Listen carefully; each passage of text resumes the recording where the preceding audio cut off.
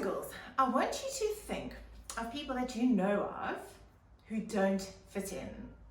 Perhaps people who aren't included at school, perhaps in your friendship circle, maybe in game time or when you choose teams, they're always excluded, they don't fit in. I wonder even if you can think about the world and if you can think about some people who don't fit in the world. They're not included in the world around us. So maybe someone like the school bully doesn't fit in. They're excluded. Maybe a thief, a robber, or a homeless man. I wonder if you would like to have any of these people come for dinner. Well, do you know what? The Bible tells us that it is exactly these very people, the people that don't fit in, the people that we want to reject, the people that we want to push away, the people that we don't want to be around, they are the kind of people that Jesus spent his time with. He welcomed them and he even ate dinner with them. I wonder, do you know what a Pharisee is? Maybe pause and ask your moms and dads to think about it with you. What is a Pharisee? Well, a Pharisee was a religious leader of the day.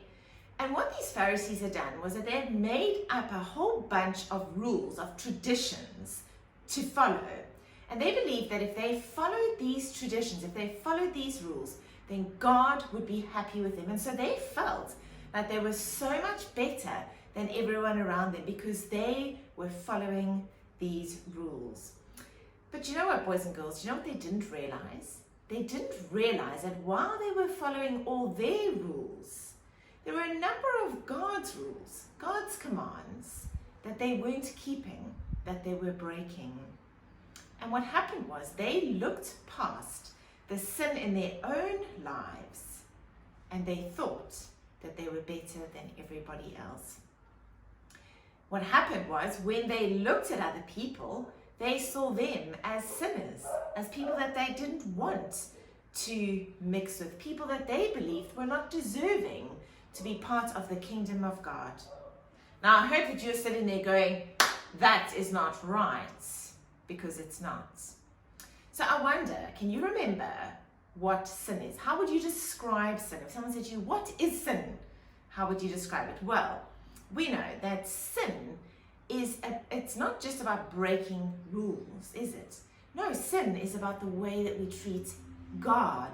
And that impacts the way that we think, the way that we feel, what we say, and all the wrong things that we do.